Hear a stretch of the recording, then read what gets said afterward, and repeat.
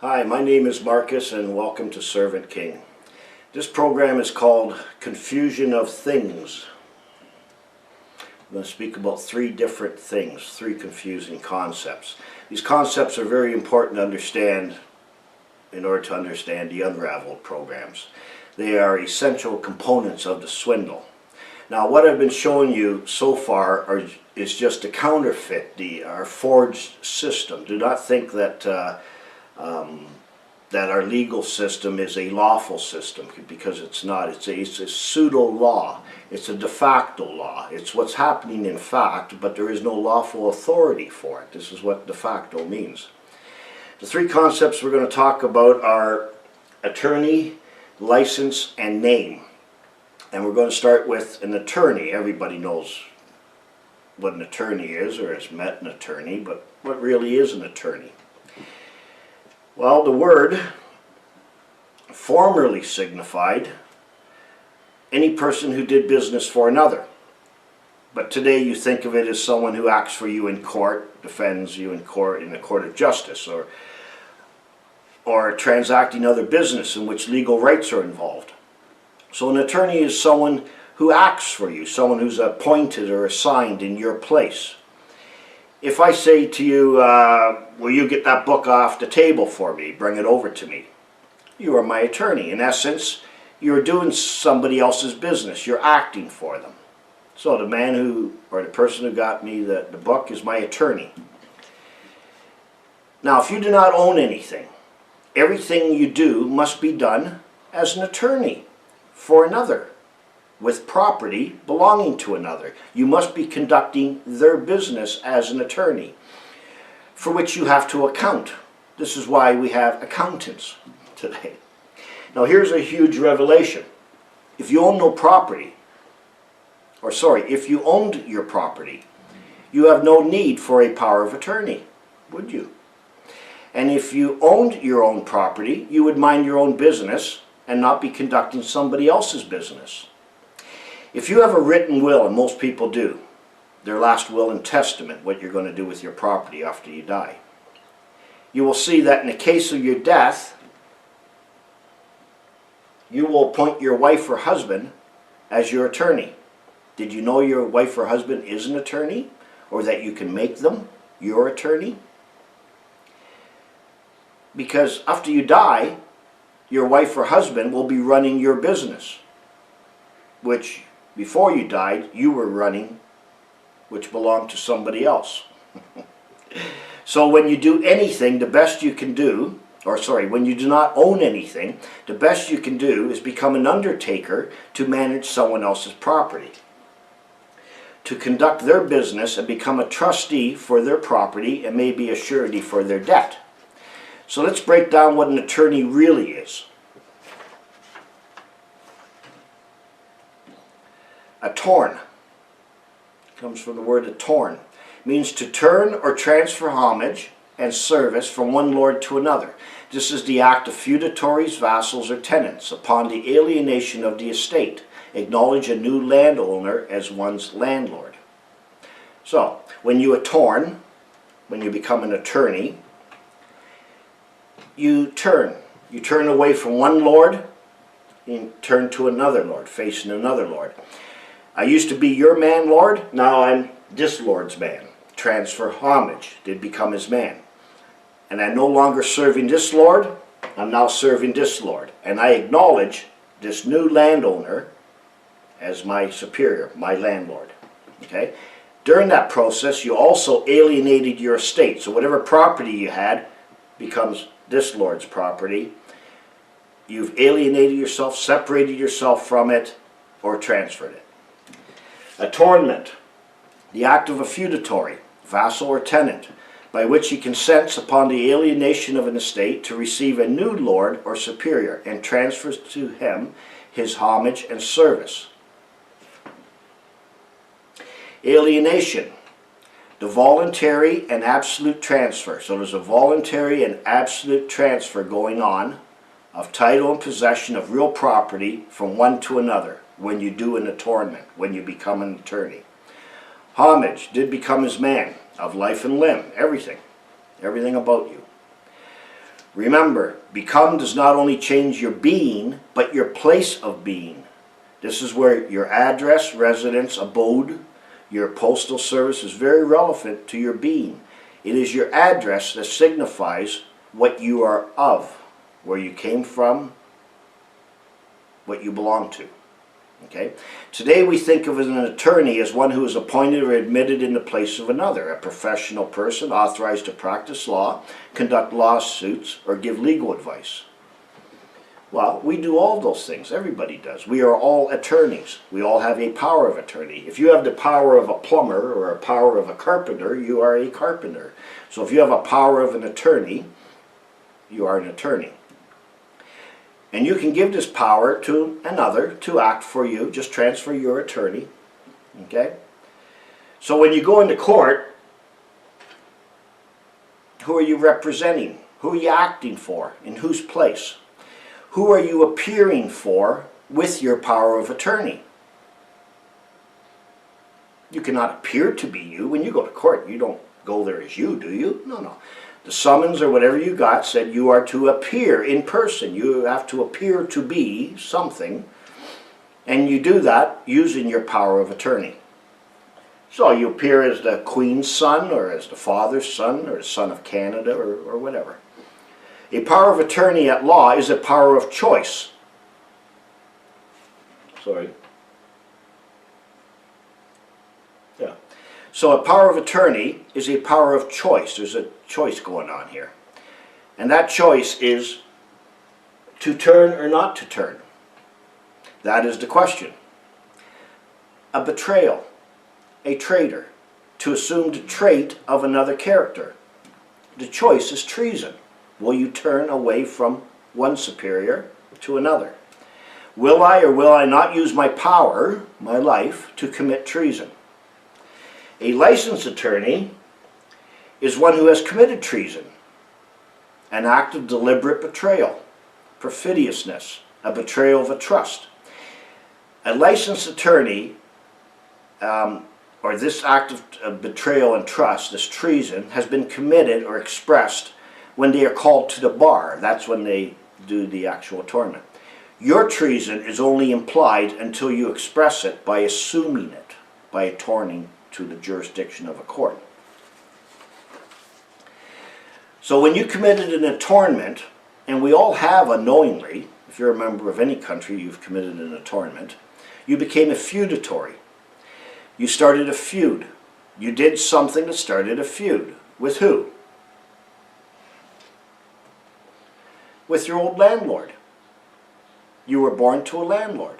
Now you might be saying, I wasn't born to a landlord. Yes, you were. Or you could not have a power of attorney, because an attorney is one who turned away from one lord to another. If you weren't born to a landlord, it wouldn't be a power of attorney. Okay? A feud is an extreme hatred. If I use the word enmity, you may understand real law. If I use the word adversary, you will understand the legal system. A feud is primarily a deadly quarrel, hatred, contention that was be terminated only by death. A feud, extreme hatred. A feudatory, the relation of a feudal vassal to his lord. A person holding a fief, a person who owes allegiance and service to a feudal lord. Feudalism. Vassals were protected by lords who they had to serve in war. Okay, so whoever your new lord is, you have to serve them militarily. Vassals.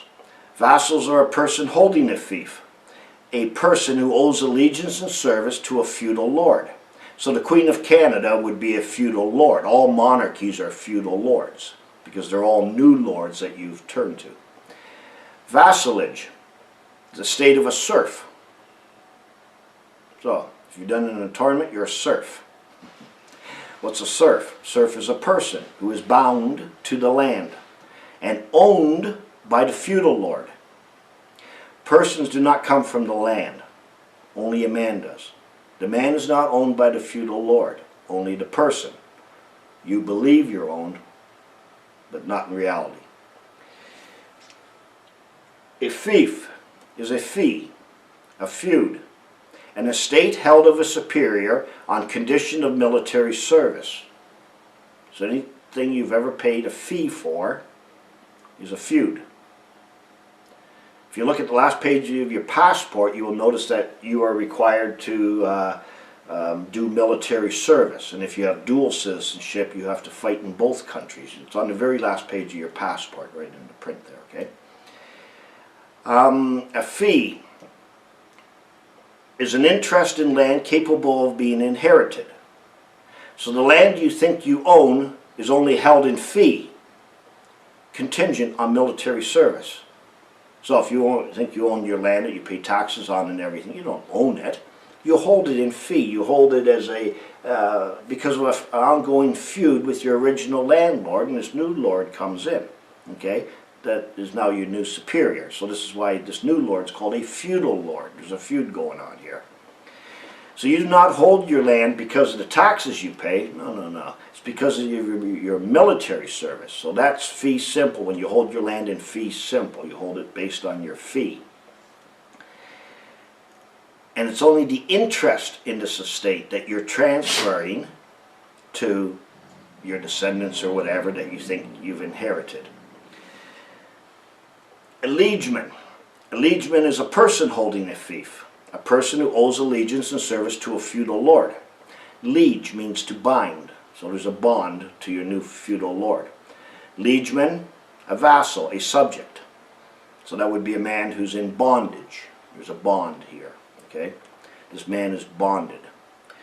And religion, of course, comes from this word, which means to bind, but in this case, to bind anew. So when you turn from one lord to the other lord, you have a religion. Okay? A new religion, if you like. So based on all this, and we're all attorneys, we've all done this. Sorry to tell you this, but we are all scumbags, not just the lawyers. Lawyers are just learned scumbags. They already know they're a scumbag. We've all committed an attornment. We've all chosen a new landlord. We've all committed treason. So, what is an attorney? Well, an attorney has turned away from his real landlord, a betrayal, that's treason, became the new man of this new lord, that's homage. That's an illegitimate son because it's not the real son, so that's a bastard. So far we have an attorney is treason and a bastard. Okay? Now let me impress this on your mind. And you should wake up and listen to this carefully. Because the most fundamental thing in law is property. If you do not own anything, then you do not own anything. And I don't think you understand that yet. Sorry to be condescending, but I don't think you do. If you don't own anything, you do not own anything. Okay? If you don't own the good things, you don't own the bad things. If you don't own the bad things, you don't own the good things. If you don't own anything, you don't own anything. Period. So, you do not own any debts, liabilities, responsibilities. You owe nothing. Because you own nothing. But you were tricked into becoming a surety when you engaged in an undertaking. Otherwise, you will never have anything. Because you alienated your estate when you attorned. You gave up everything. When you committed treason, a betrayal to your original landlord. The swindler cannot have it both ways. Your whole legal and financial system is a scam and a fraud from its conception to its deception. It is stealing and you are letting it happen. Let me explain it this way. Listen carefully again. If you own something, you can rule over it. If you do not own anything, you cannot rule over anything. None of your bills which you are a party to and you think is law is valid in law. It is impossible. The rule you made cannot be valid in law. Why?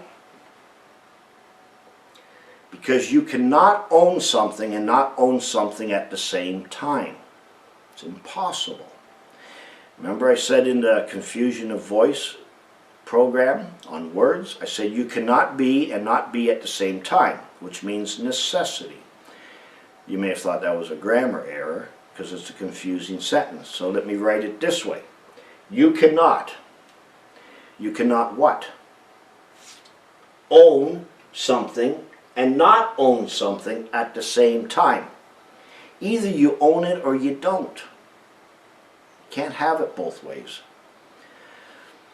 See, if you ask your lawyer this, go and talk to your lawyer and say, do I own my car? Do I own this or own that? He'll turn to you and probably say, well, it depends what you mean by own. Well, what do you mean what it means? If you said to your lawyer, is that a dog? He would probably say, well, it depends what you mean by dog. You see, the legal system is pseudo-law. We can make anything be whatever we want. We create fictions. We create this becomes that. That is this. This is pseudo-law. This isn't real law. So when you say you will wear a seatbelt, or I will not keep this without a license, you can't make that law. You can't write a bill and say I owe that, because you don't own yourself. You don't own anything. It's a nullity in law. You're not responsible for it.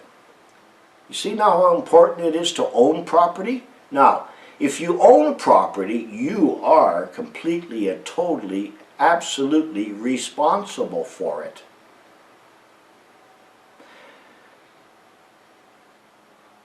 Now, you do not have a say in anything if you own no property. You own nothing. So what is your democracy? Oh, we all have a say. We can vote. We can... No. This is an advisory thing to your queen. Democracy is a trick to bind you under some obligation and undertaking, to say this is my advice and I consent as part of the legislative assembly. It's a trick. It's not your law. You don't own anything. You also can't steal anything.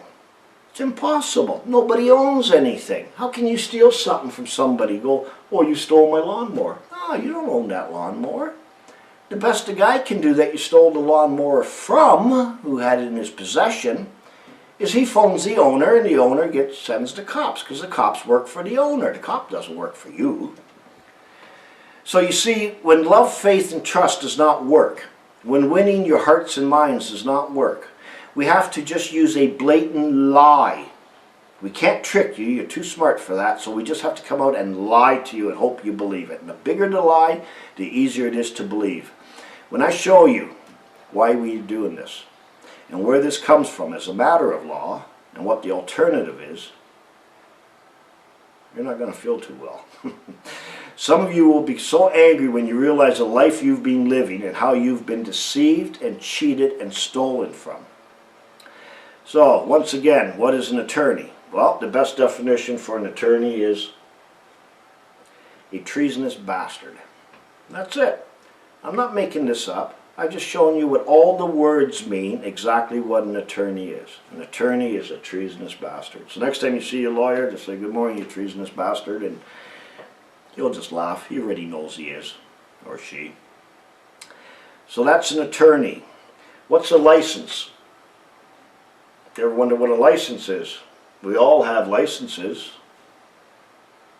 If you don't have a license, that's something abnormal. That would be peculiar. We have licenses to do almost everything. We're told we can't do this or that unless we have a license. We can't do this unless we have a license. You're told you can't do that because we license you. If you do that, your license could be suspended. If you do that, you'll never get a license again. You'll never be able to do that again. And we've been told that license is a privilege. Not a right, it's a privilege. But nobody ever told me what a license is. Now everybody has licenses because nobody owns any property. We have marriage licenses, driver's licenses, we have a license to hunt, a license to sell liquor, a license to have a yard sale, a license to have a dog, a license to be a doctor or a lawyer or an electrician. You need a license to build a house. You need a license to do just about anything. If you ever wonder if you need a license to get a license, the answer will surprise you. The answer is no, but you have to have given a license at one point to get a license. The fact that you need a license for just about anything should tell you you do not own anything, because a license is the authority or permission to do what is otherwise unlawful, illegal, a tort, or a trespass. But if you own something, You have the exclusive control, management, use, possession, and disposal of the thing with no outside control. If you owned your property, you would never need a license for anything. Well, you could give yourself a license, I guess, but... So a license, again, tells you whatever you're getting the license for, you don't own it. You're doing something illegal, unlawful, you're trespassing on someone else's property, they're giving you permission to do that. So let's look a little more closely at what a license is. The legal definition of a license is the permission to do or have or act or be something which would otherwise be unlawful, illegal, a tort, or a trespass. There is no lawful definition for a license. Now I know that's the legal definition, but there is no lawful definition for a license because it is unlawful. A license is inherently unlawful, so you can't have a lawful definition for it. It is the permission to break the law. That's a license. But I thought law was that which is laid down, set, fixed, established. Who can give me permission to break the law? To do what is illegal, to commit a tort or a trespass. Even God doesn't let you break the law. He says you have to obey all my laws. So without permission to break the law, it would be breaking the law. Well, now I'm getting more confused. I may not be the sharpest knife in the drawer, but that's retarded. Let's see if I got this straight. Driving is not right, so it can only be wrong, against the law. But I have a privilege to do what is wrong if I get permission to do what is wrong. And that will make it right. And that is a license. In the wonderful world we live in, eh?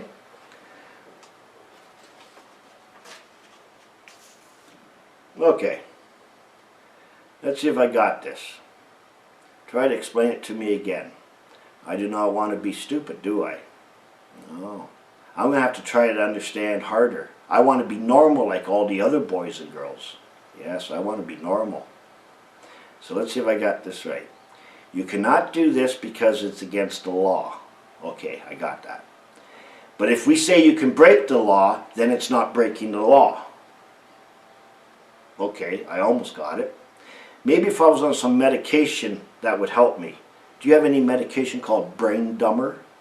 This is insanity, boys and girls. And everyone has numerous licenses. Think about it.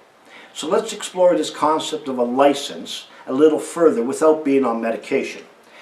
Forget the legal definition. Let's look at what a license really is. A license is lawlessness. Yeah. Excessive freedom, lack of due restraint, or used in contempt of law. When liberty becomes license, dictatorship is near. Statement by Will Durant. License in pleading, a name of a plea of justification to an action of trespass. So when you trespass on someone else's property, and they come by and go, hey, that's not your property, you go, I got a license. I'm allowed to break the law. Okay, sorry, be on your way. So a license is permission to trespass on someone else's property. So if you need a license to marry someone, you're marrying someone else's property. If you need a license to get married, it's because you can't be married without permission, without a license. If you need a license to drive, you're driving as someone else's property, with somebody else's property also. So how do you drive? Well, you drive in person. Anything you do in person is regulated or can be regulated. After all, you've been subsidized with an identity or a new face, and government can regulate whatever it subsidizes. This is their man now, but it's not really a man anymore, it's a person now. So anything you do by witchcraft or the occult can be regulated, because that's what this is. Personification is witchcraft, it's the occult. A license is freedom to deviate deliberately from normal applicable rules or practices. Anyone who deviates is a deviant, okay? Not staying on the right path. Licentiate, one who has a license. Someone who's lawless, who wants to practice lawlessness. As a licentiate in physics or medicine, because you see, those things are against the law. You can't be a doctor or a lawyer, those things are against the law, unless you have a license to be that. Licentious is one who's holding license or using license, indulging freedom to excess. Unrestrained by law or morality, loose, dissolute, a licentious man. Licentious, excessive indulgence of liberty, contempt of the just restraints of law. How many times are you charged with something, hauled into court, fined, or put in jail because you went beyond, you transgressed the just restraints of law? Well, a license is permission to break the law, to go beyond the just restraints of law. It's the quality of being lewd and lascivious. Lewd, given to unlawful indulgence of lust. Addicted to fornication or adultery. So, someone who has a license is addicted to fornication or adultery, whatever those things are. Lascivious, driven by lust, preoccupied with or exhibiting lustful desires, loose, wanton, lewd, lustful, a lascivious man. Still think a license is something good? Why are we using a license? Law is the god of wise men. Licentiousness is the god of fools. There's a fool, there's a trickery going on here in the process of a license. I'm going to show you what the trick is, or part of the trick anyways. So why do we use licenses in our, what we call our law? What is its purpose? The short answer is to get around the law. And the specific answer is in order to regulate and control ourselves. After all, there's only us people here. You see, we are both lawmaker and law obeyer. That would be self-governing. I will govern myself. Thank you very much. The one above the law, I'm above the law, but I'm also underneath the law. A sovereign citizen and a subject. The ruler and the ruled. The protector and the protected. The regulator and the regulated. The guy who pays and the guy who gets it for free. The free man and the slave. You are the owner and the owned. Wake up, people. In a self-governing society, you are both of them. Look around and give yourself a shake. There is nobody else here. Are we all on brain dumber? There is no they or them, which you argue with, protest against, fight with, or write to. This is an insane delusion. The government is no one. There are only us people here. It is only a public trust. The they or them that you argue with is you, yourself. The people you call the government are not the government. They work for the government. Let me say that again. The people you call the government are not the government. They work for the government. They work for you, the government. So who's the government? You. They work for you, the government. So let's go back to license. So in order for us to convict each other of a crime, we have to prove your intent in your act.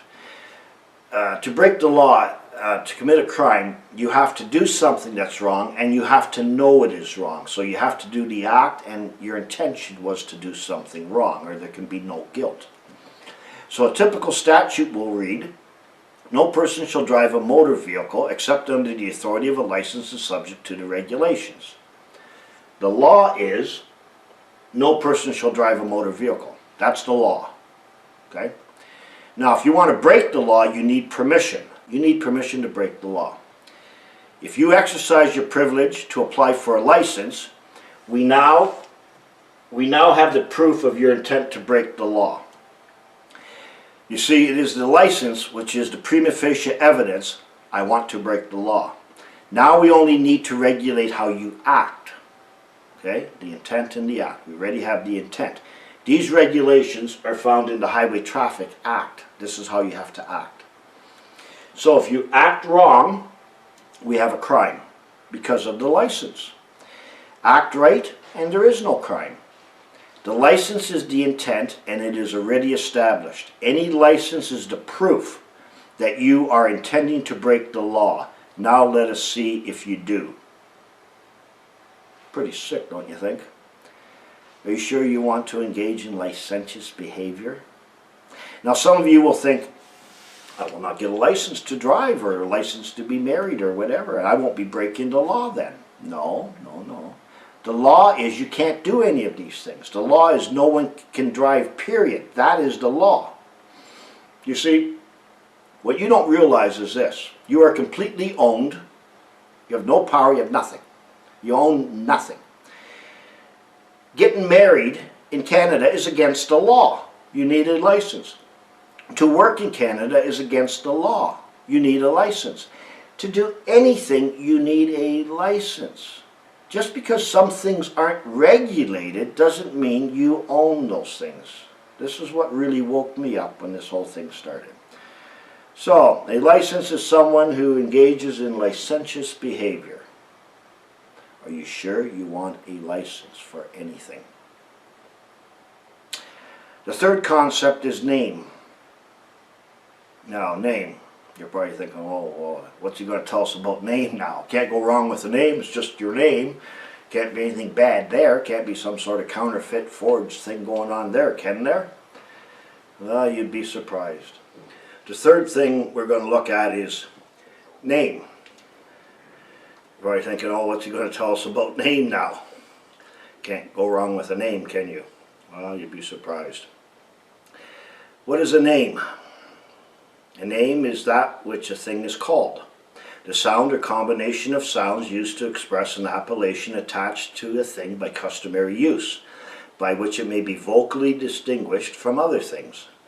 Something that is identical to it for identification purposes, like a label, a brand, a tattoo, a mark, a sign, like sign your name, a leg band, an ear tag, anything by which a thing may be known. So we could say a name is that by which a thing is known. So a name is not the thing, but only the thing used to know the thing, a proximate thing.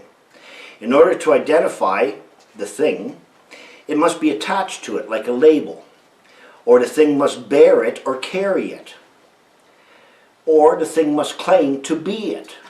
That's my name. Now, if the name changed, if the name of the thing is changed, the thing is still the same. Only the name changed, but you will no longer be able to know the thing by the name. You may have to actually look at it in order to recognize it. So a rose is a rose by any other name. A name is not the thing. A name is the same thing. But when the thing changes or transforms, then so does the name, obviously, because it is no longer the same thing. A caterpillar transforms into a butterfly. That's a transformation. Remember, the purpose of these programs are a transformation of the mind.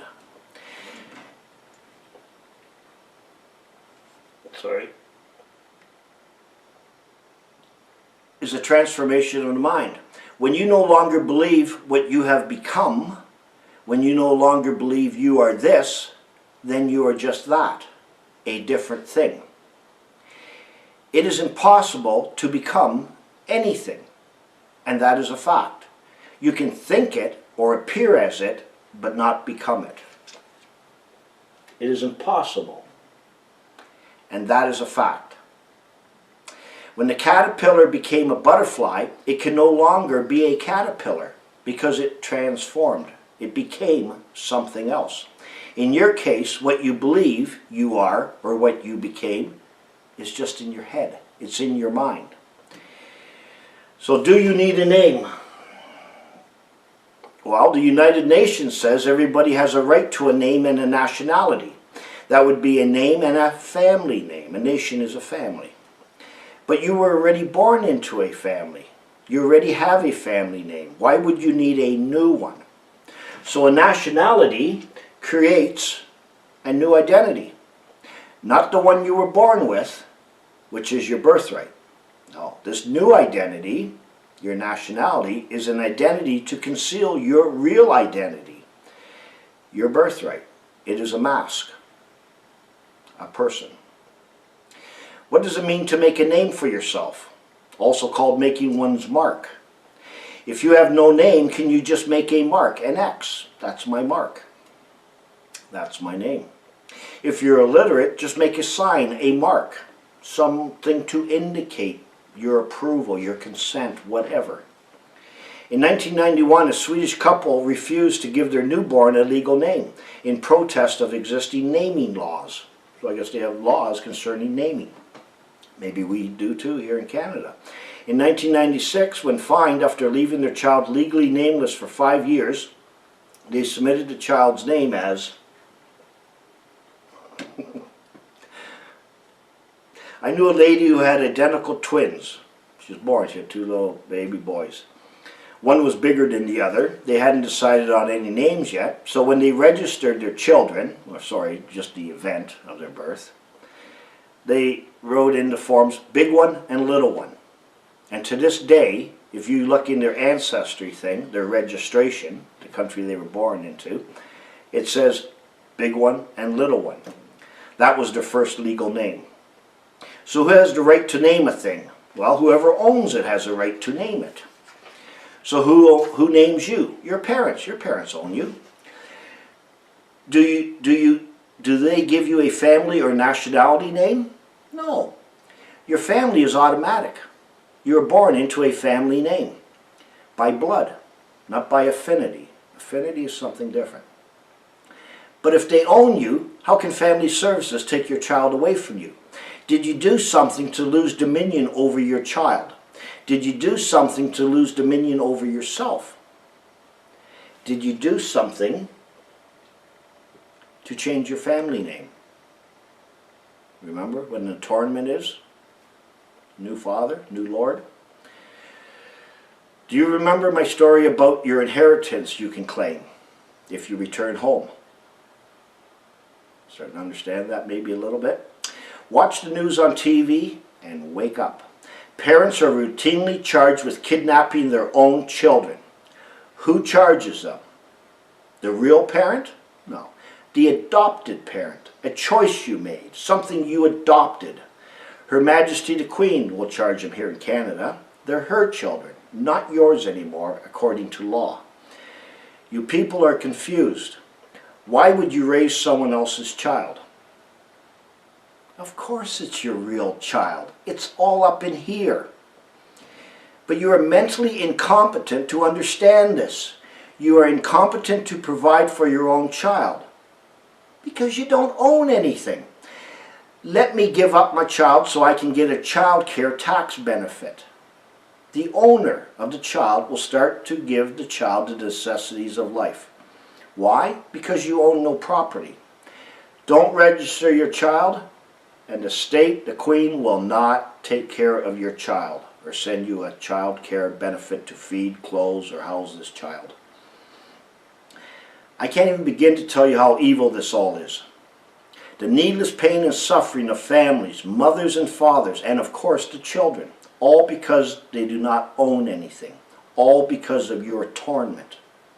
And now you're saying, oh, there's probably bad parents out there. Yeah, but there's laws against that too. See, we're sold concepts, we're sold things that appear right, but they're totally unlawful. I told you in the intro video that this is a cruel hoax, causes almost all the pain and suffering in the world. It isn't until you can grasp the whole picture that you will be able to see it and feel it. Let me tell you a couple of true stories just to emphasize this. There was a lady in one of the United States, and she was at a meeting where parents were all getting together with trustees and board officials and other government officials on setting up the school curriculum, you know, your government-approved education. And this one lady was going on and on and on about if she wanted this and she wanted that and everything. And of course, one of these masters of confusion sitting there, he was a senator, but he was also a lawyer, an attorney, a treasonous bastard. And he's sitting there bored to tears like, you dumb, incompetent idiot. Why do you keep shooting your mouth off? You don't know anything. So I guess he had somewhere to go. So he just turns to her and says, excuse me, ma'am, but do you have a marriage license? She goes, yeah, of course I do. And he says to her, has no one ever told you that a marriage license is a privilege from the state? and that every child born to that license is a ward of the state. In other words, sit down, shut up, it's not your child. We'll all decide what happens with this child. So do you still think that if you have no marriage license, you're living in sin? That's what people actually believe. I don't have a legal marriage license, I'm living in sin. There was another case where this boy, 7, 8 years old, was playing in the backyard. Of course, it's a school day. We have truancy laws. Every child, by law, has to be educated by the state, government-approved education. So somebody saw this, some tattletale, so they phoned Family Services and said, look, there's a child not in school, and he was of school age.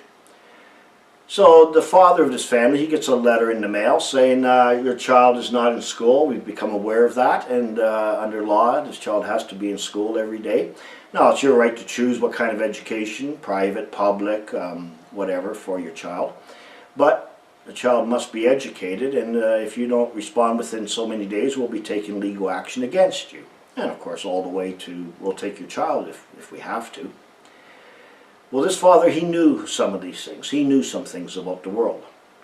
And him and his wife did not have a marriage license, and he never registered the birth of his child. He says, this is my child. I think I will keep it, and I'll raise it, educate it, and feed and clothe it myself. Even though this man owns no property either. Well, after he sent that letter to the Ministry of Family Services, this lady wrote back to him from the legal department saying, after reviewing your case and the particulars of this, we will be taking no legal action against you, and this matter is now closed and resolved. You see, this man did not give his child. He didn't sacrifice his child to the state. This child did not do an atonement. So, what does in the name of mean? Basically means by the authority of. Who is the author of your legal name? When you do something,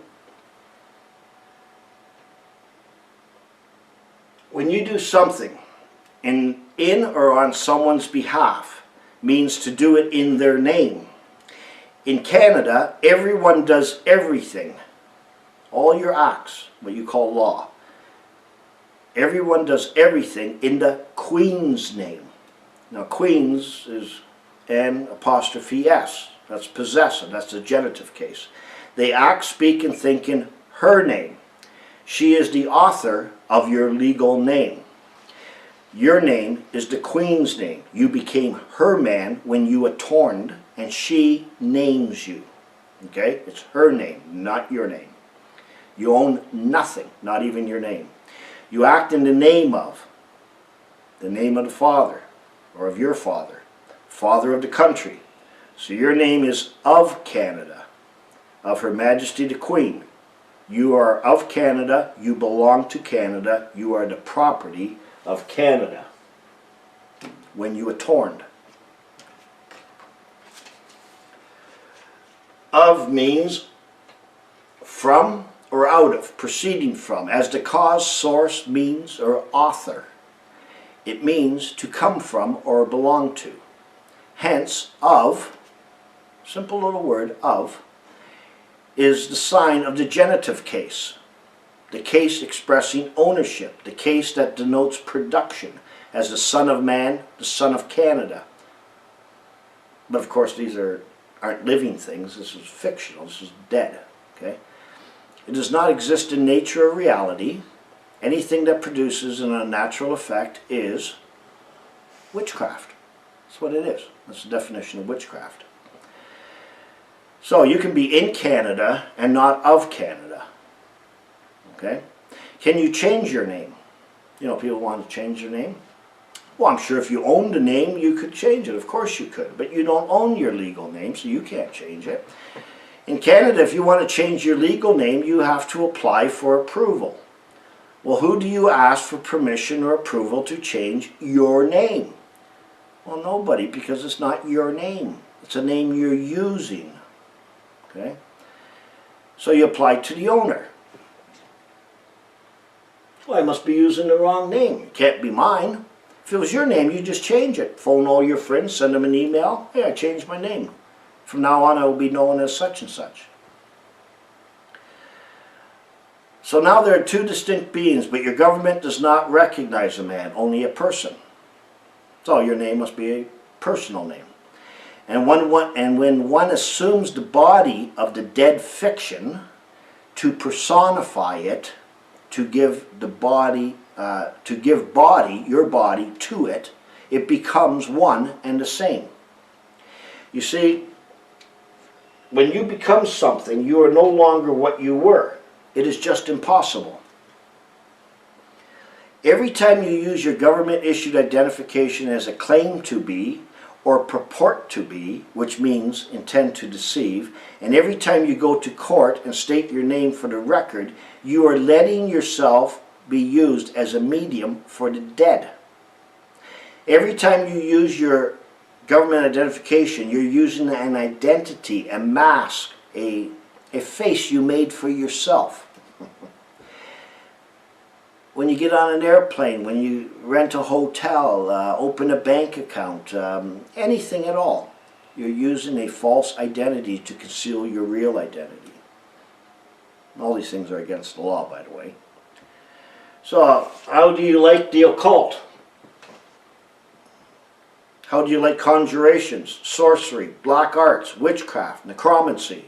All these things are going on, and you do them every day of your life. Now, did you make your real name public? Public means belongs to or concerning the whole. You do not own your name. The public does. The one does. Your name is in the public domain. You are only part of the public, a part of one, a party to one, a participant of the one. Out of many you became one, but you are just a party to it, a part of it. And your name becomes the one, from the one. A little hard to grasp maybe. If you do not own your name, whose name are you putting everything in that you think you own? Is your house in your name? Is your car in your name? All these things that are in your name. Nothing's in your name. You don't have a name. You don't own a name.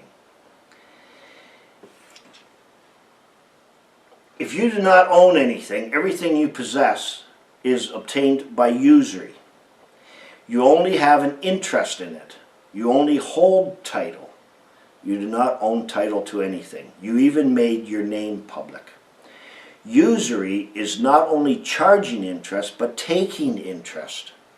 The one paying interest is as guilty as the one taking interest. More on this in the Confusion of Money, the next program. But if you don't own anything, everything you possess is by usury. Everybody thinks usury is just charging interest on money, or nowadays an exorbitant amount of interest. No. Any interest in someone else's property is usury. When you are summoned to appear in person in court, you are summoned to appear in Her Majesty's name. That is the genitive case, not your name, in her name. You are her son and she named you. You are her man. She is the author of the son's name, the name of the countryman. The Toronto man, the Seattle man, the Ohio man, the Ontario man. These are all adjectives of men.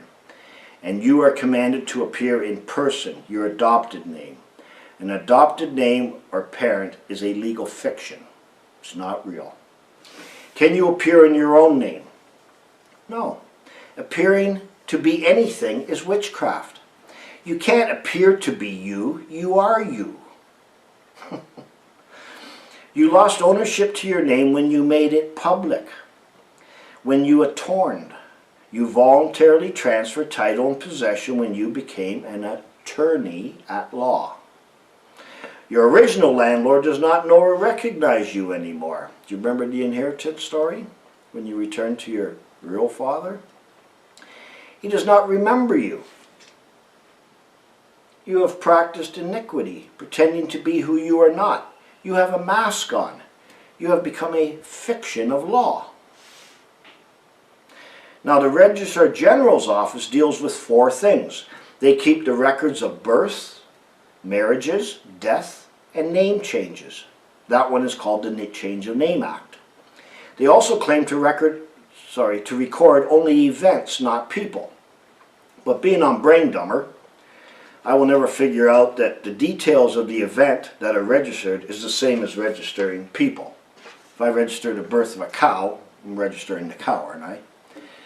So to register the birth of your newborn baby, this is right from government websites, to register the birth of your newborn baby, you need to be the mother, father, or parent named on the birth registration, legal guardian, or an informant,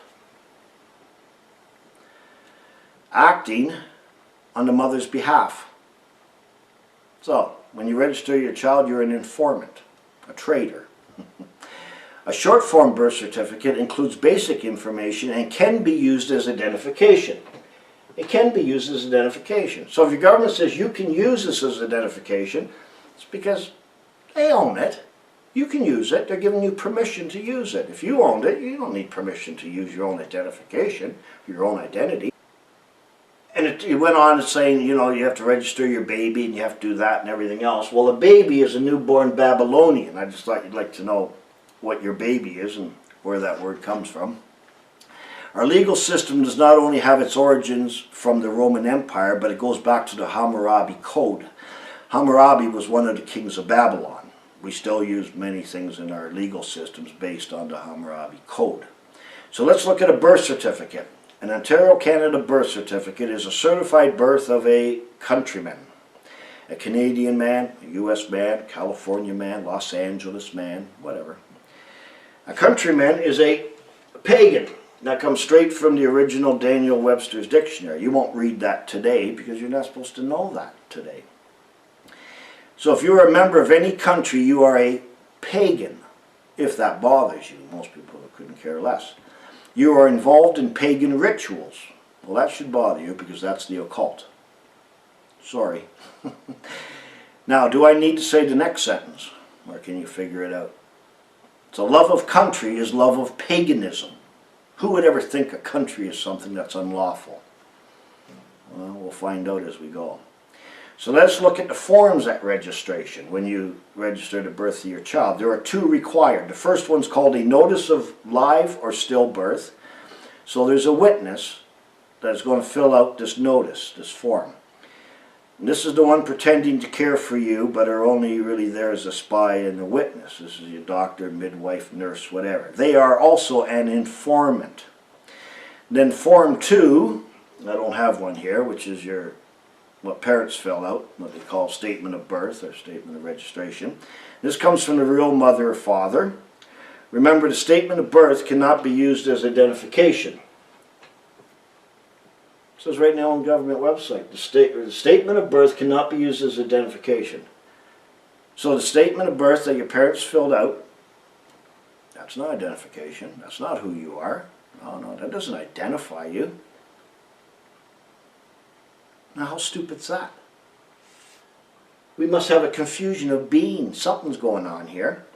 You see, in reality, out of one we are many. This is your birthright. Your country is, out of many we are one. This new one has to make the new statement, a new identity.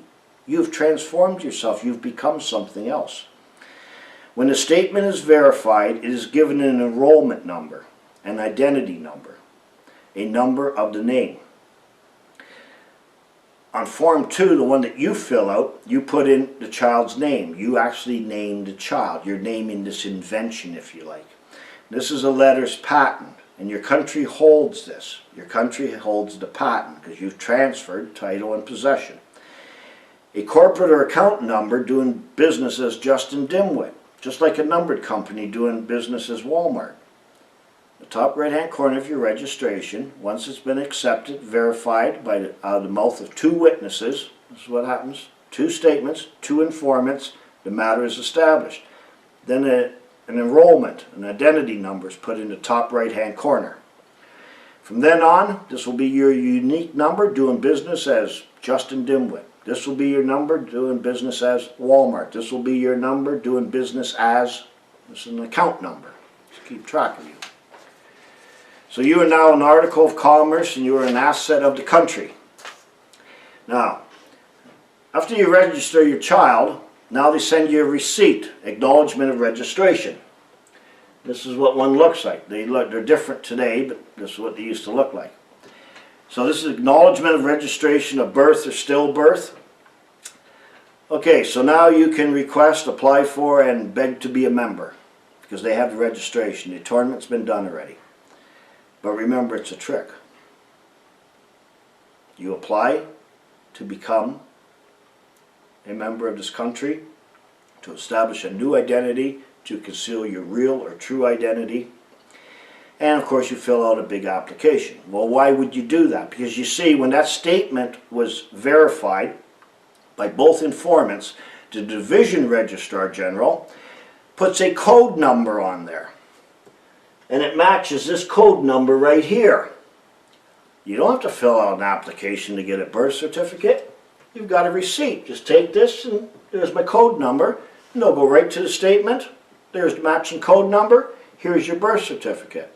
Try it. See if they'll give you a birth certificate. No, because you have to request, you have to apply, you have to beg, and you have to authorize and consent to becoming this. And this is all on this form, which you end up signing and saying, making an oath, a declaration, that this is all true and none of this is false or intended to deceive anybody. So you see, in the end, you become the fraudster, but you're only enticed and suborned into doing this. So this is what you get from them, and someone should try that. I'm not involved in this pseudo law anymore, so I don't, I wouldn't be able to do this anyways. So now there's a trick going on here. You're becoming a fool. You're about to lose all your property, to abandon your birthright. You're about to do an atonement. You're about to do a transformation of the mind. So you request a birth certificate so you can be normal like all the other boys and girls. Who wants to be weird and peculiar? I want to be common, normal, usual, ordinary. So you fill out an application. I've got written here, why don't you just use the receipt from the code number? It takes you right to the statement that was registered. Now, when they look at everything, you put in your name, who your mom is, who your dad is, what their maiden name is, how much I weighed, and what my eye color is, and whatever else. And you think by all those things they're going to be able to figure out where's this registered statement. No. They just go straight to the number. They don't care what you write in there. And then you get your birth certificate. That's what a birth certificate looks like. So you get your birth certificate, and this is an official document, so you have an office now, okay, a franchise, something you have to account for, duties, responsibilities, debts, all sorts of things. And of course we just punch out what we think is the birth certificate here, and but this is all part of the official document, okay? Now, on the very bottom of this, you see right here, you probably can't make that out, but there's some instructions here.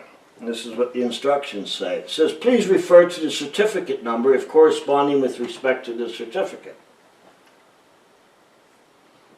So there's the certificate number. 91, that was a year. 300542, that's the number that's on the top right-hand corner when you enrolled on your registration form. Okay? Oh, sorry, no, not certificate number, the registration number. These 6 numbers right here. These 6 numbers come right from your registration form, okay? But this is a new certificate certifying this registration. So there's the registration number and here's the certificate number. Then there's another number on the back called certificate number, but that's something different. So here it says, please refer to the certificate number. How many of you go in when you use your birth certificate and give them your certificate number? No, you give them your name, you fill out a whole application, here's my name, here's where I live, this is what I want, and everything else. But when you give them the birth certificate, your servants aren't stupid, they're just writing down your certificate number because it says, please refer to the certificate number if you're corresponding. There's a corresponding thing going on here with respect to the certificate. They even say, please. Please do it. Nobody does it. Just give them your number. That's all you need. It's the only thing that's unique. So we are taught to identify ourselves based on name, date of birth, and address. So you have a name, address, and serial number. That's a serial number that's on your registration. These are the things that make up a son of Canada or a person. But we're all taught, use your name, your date of birth, your address. None of these things are unique to you. Where you live, the chances of the same name, born on the same day, at the same address is almost nil. So chances are, yeah, it's got to be you. Nobody wants to look at you to see if it's actually you. No, we're looking for an identity, not you. Your identity, who you are, is self-evident. We're looking for a person, and we need a separate identity for that. But only your number is unique to you. That number, nobody else has that number. Okay? It doesn't matter if you live in the same house, same address, have the same name, right? We're all just 1,400 John Smiths. Doesn't matter. The number is unique. A number is needed because the family is too big. See, Ontario family, Canadian family, it's too big. Daddy can't remember everyone's name. And because you are no longer self-evident, you require proof of this graven identity. This is a mask. You can change your name, but not the number. Why don't you put in an application for a change of number instead of change of name? So you ever see people go into witness protection program to give them a new identity, new name, new address, give them some money, set you up because you were a tattletale on somebody else in your society? But you can bet the number stays the same, and even if they change the number, that number will correspond with the previous number. It's the number they follow. It's the only unique identifier. Okay? Now this is again straight from government websites and stuff. It says a national identification number or national identity card number is used by the governments of many countries as a means of tracking their citizens, permanent residents and temporary residents for the purposes of work, taxation, government benefits, health care, and other governmental related functions. Sometimes the number will appear on the identity card used by a country. The way in which such a number is implemented is dependent on the country, but in most cases, a citizen is issued a number at birth. Not in most cases, in all cases. Everyone gets an identification number at birth. After all, it is the number of the name and it is unique to you. This is your identity. A national identification number, a national identity card number is used by the government of many countries as a means of tracking their citizens. I already read that, sorry. The ways in which such a system is implemented is dependent upon the country. In most cases, a citizen is issued a number at birth. Non-citizens are issued such numbers when they enter the country. So if you enter illegally, you're not going to get a number, but if you enter a country and join it, they will give you a number when you go through customs, border patrol and stuff. There'll be a number from the other country. Everything's recorded. Then it says, many countries issue such numbers ostensibly for a singular purpose, but over time they become a de facto national identification number. For example, the United States originally developed its Social Security number system as a means of dispersing Social Security benefits. But due to functionality creep, the number has become utilized for other purposes to the point where it is almost essential to have one in order to, among other things, open a bank account, obtain a credit card, or drive a car. Don't believe this. It's not functionality creep. The purpose of these programs is to get control of you, to give you a number. It's not the other way around, okay? Have you ever heard now governments are thinking of issuing a real identity number, a real identity whatever? Well, if it's not real identity, what is all my other identity? It's not real identity? No, it's not your real identity. This is how the trick's done. It's an illusion.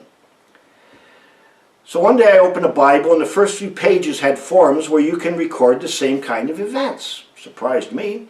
In the front of the Bible, it'd be a place where you can record births, deaths, marriages, but no change of name. Wow. But it's the same thing, because you see, this also is a family. You're born into a family and you record your family name in there and so forth. You see, the beings recorded in the Bible, they call it the Book of Life, are living. This is why it is called the Book of Life. This landlord is the Lord of the living. The beings recorded by the Office of the Registrar General are also living, but the beings issued by the Office of the Registrar General are dead. This is a sacrificial offering. You come in one side living, you come out the other side dead. As a matter of law, not as a matter of physically living or dead. It has nothing to do with that. I should also tell you that in very old family records, the children of a marriage were called their issue. On your birth certificate, there's also a date of issue, along with your date of birth. It is the certified birth of this issue, which is the identity you use to conceal your true identity, your birthright. Not the date of your real birth, but the date of birth of what you have become, what you want it to be, what you claim to be, what and who you purport to be. Now this is from the government website again. It says, what's the difference between a birth registration and a birth certificate? Well, a birth registration contains information about a newborn and is used to create his or her permanent record. I thought this was an identity. In fact, it is a birthright, and you are about to abandon it. The birthright, this is in brackets is what I wrote. Then it says, the birth registration form cannot, they have underlined on their website, cannot itself be used as proof of identity to request documents such as passports or Ontario health cards. Information found on the birth registration is used to create a birth certificate. Are you following this? What your parents wrote there, your identity, naming you, this can't be used as identification because you haven't become one of them yet. But the exact information on the form is put onto their form, and they issue it as the author now, as the father of the son, right? You become a member of it. And now this is your new identity. Same information, same everything. Different identity though. To become anything is a transformation. A transformation is to change your form, how you were formed. A new maker, new creator, to be reborn as of the issue date. But the life of this rebirth being is not living, it is dead. It is called a civil life. Your birth certificate does not certify a live birth, only a civil life. This is also from their website. Birth registration, free. You do not have to pay to alienate your property because you're giving up something. There is no fee for doing an attornment. It is the attornment that creates the fee.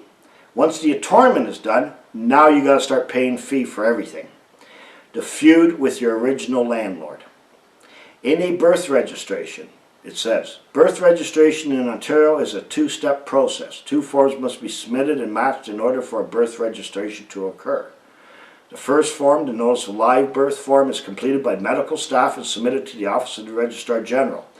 The second form, the Statement of Live Birth form, is completed by parents of newborns and is then submitted directly to the Office of the Registrar General. It is the matching of these two forms that create a birth registration. Now everything has changed.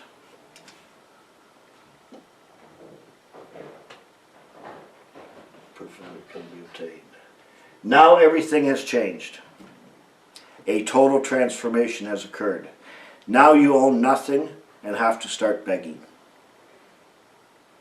Still think your name's important? Whose name you put everything in? Whose name you're acting in? Very, very important, your name. The next video program is very important too. In fact, it is crucial to the swindle. It is called Confusion of Money. We all like money, don't want to miss this one. You have a type of property that can only be stolen from you as an accomplice, as an unwitting accomplice to the fraud. The swindle cannot work without this blatant deception. It would have no value. None. Confusion of money. Till then, my name is Marcus.